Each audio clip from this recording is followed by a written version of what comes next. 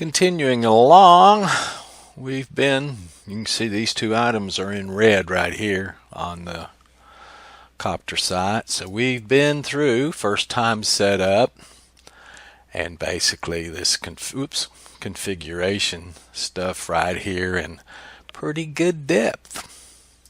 So we're ready to step to the next step, and that's first flight and training. Tuning. Training. My God. I watched this first video here. It's so old. What it describes in here is you're basically going to set up a potentiometer on your radio that controls the P gain, pitch and roll. And when you pick the copter up for the first time off the ground, if it's shaking around too much, oscillating, then those need to be adjusted just a little bit to settle it down. Well, the interface is different this time. Let me throw it up here. And I'm not going to compare it directly against his video. I can show you real quick what his video says, actually, because you can see it right here. Within this list of PIDs and stuff, right here is a channel option, channel 6 option. I think that's what he goes for. I'm not sure if I click on this and start playing it, if YouTube gets mad at me. Wished I could open it larger. That's basically what he says. He sets the roll and pitch to a potentiometer and changes it while it basically, you're tuning the PID dynamically. So to do that, I think this is what he was in, but you see it doesn't have anything anymore. I think it doesn't have exactly what he had, but I think what you can do, let's see if it is in here.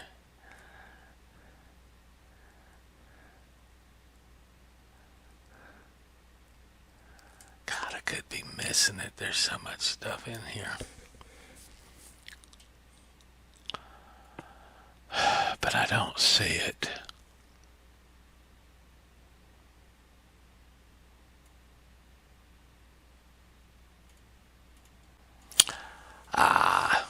I'll try to go. Well, I decided, seeing I couldn't find it, same trouble I'm having right now. So, RC6 option here, it just doesn't have what he had. Now over here, yes. Right here, I think it's this top one. You set this, and then you can set a low limit here and a high limit here, but what channel does that? Yeah, what channel? I don't know what channel to set up for this. In his example, it's an RC6 option, and it has these values when he puts this in. So it's a older version. I'm going to put this back the way it was. So I couldn't really find it straight up, but I could sort of find a way to do it. So that's when I decided just to keep going through this list. Put that in the back of my mind, that really doesn't work. So you can just do a next at the bottom, and you go right down through this on the left. This talks about pre-arm safety checks, and if you fail at a pre-arming check, what to do about it, what the failures are, and what to do about it. Man, this quad's so sweet. Look at this.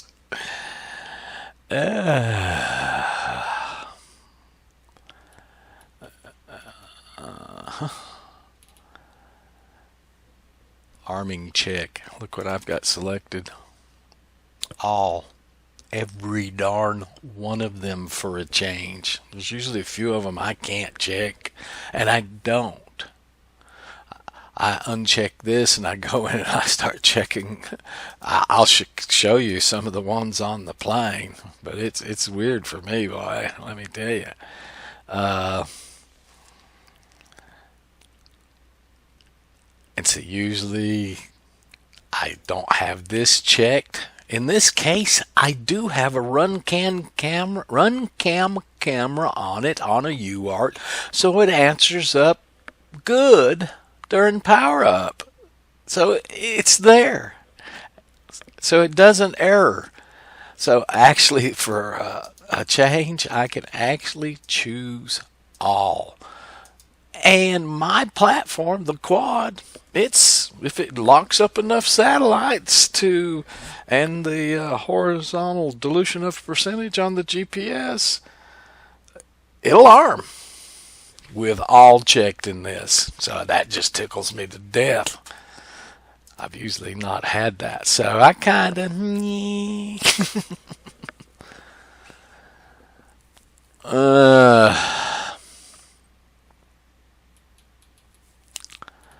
so basically,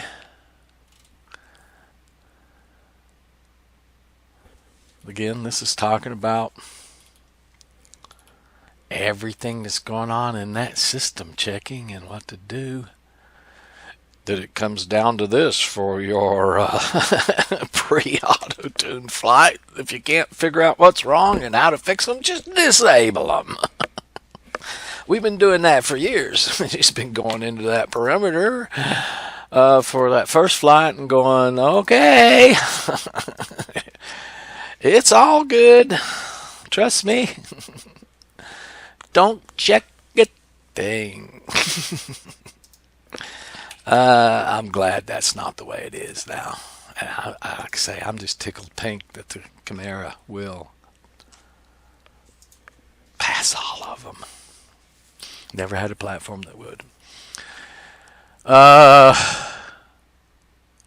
What's this one they're disabling?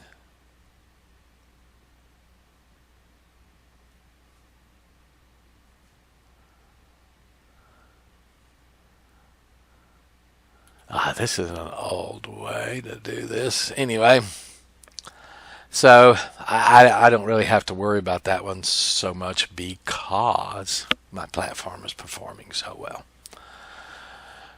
Arming the motors, well, I've already done that. I know how to do that. Plus, I've done that for years on this. I've got rudder arming on, so down and to the right arms it, down and to the left disarms it. This is your customary checklist. I have my own. I keep consulting every new one I see for new ideas. Here you go. Tips for new pilots. Tips for your first flights. Tuning. With the default PID settings, R2Pilot will fly most RC vehicles safely right out of the box. Yeah, well, the first one I ever popped up was the Honey Badger, and boy, it was oscillating worse than this one. About twice as bad as this one. But it was stable otherwise. Anybody that's played with this knows how that is. They get too high and they just start overcorrecting. Just gets into craziness. Just by backing things down a little bit, it settles down. Which is what the first thing was doing with that setting channel 6 to a potentiometer and going to tune the P values for the pitch and roll manually, which I didn't do. So, if you come on down through this, let's see where we at here.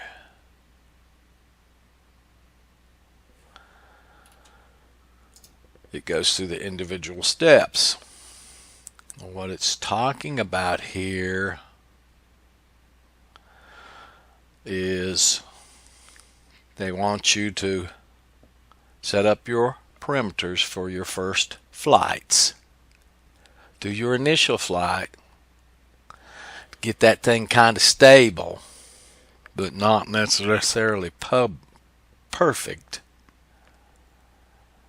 And then evaluate what you've got. Make corrections to that, and then go into your auto tune. Now then, what I did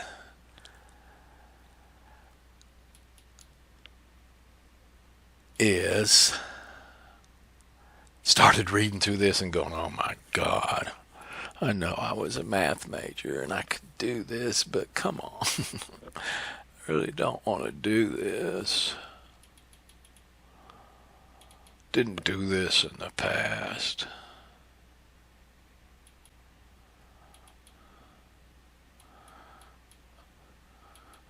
My head's hurting.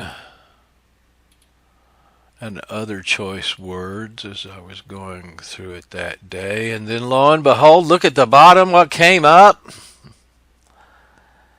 It came back to what I had filed away before as I need to investigate that. So I decided, I wonder what the difference is between the thing as it sits now and after you run this utility. So I looked at the next step. Boy, this is it. Here's your first flight. There's no more. Here it is. There's no more. Sure, the craft is in stabilized mode. Arm the craft. I didn't go through this. I just did it like I'd done it for years. I could have played with some of this stuff. I didn't test the altitude hold yet. I didn't do anything with the harmonic notch filter, which is optional, in fact. I looked at the next, and it was talking about evaluating it after the tuning flight. So I was there. I went just a little bit ahead.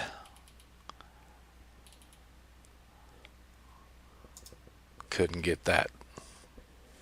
And there was auto tune. So they did talk about measuring vibration. I did try to go ahead and get set up by turning on my capture of my IMU data.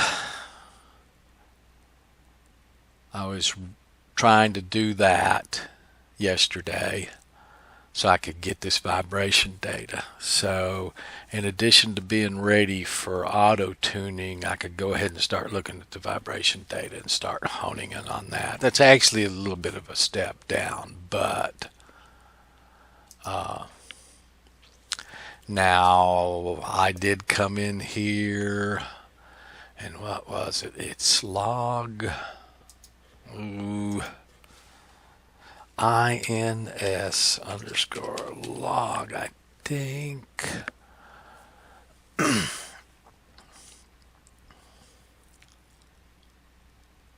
INS log mask.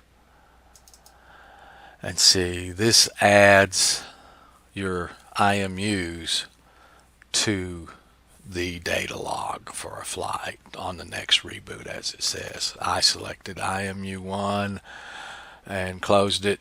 That sets up that bit mask. If you choose two of them, that's going to be a decimal 3. Oh, fine. Just be that way. Why are you not? There we go. I had to do tab before it changed. That's the way this stuff works. If you click this one, it'll become a 7. It's just counting up in decimal.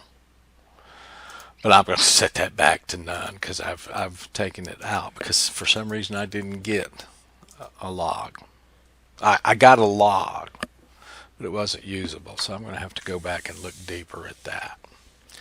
So basically, as you can see, I was at the point of time to do my first flight. So I took it outside and popped it up for first flight.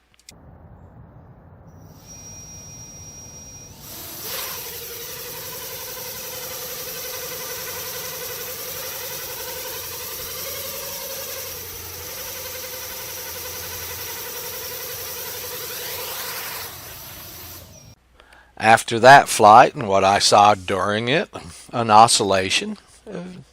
Other than that, it was very well behaved.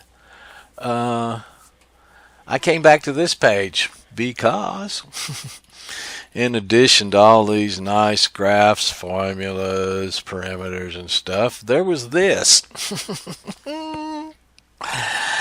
So I decided it can't get worse. Yeah, it can, but I don't like telling myself that.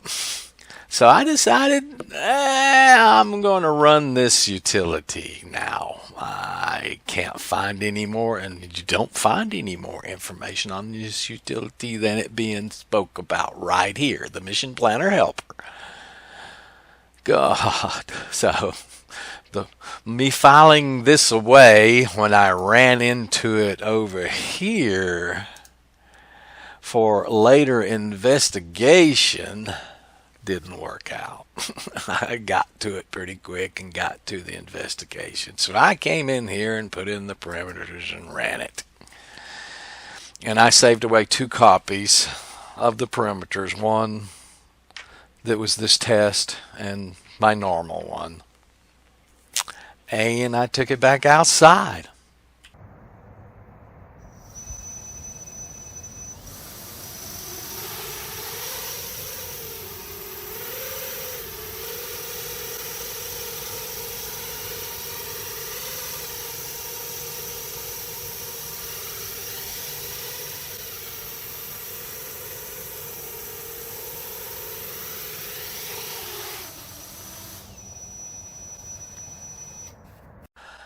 I know I could come in here and play with this value, this value, this value, or this value right now and make that even better fairly easily.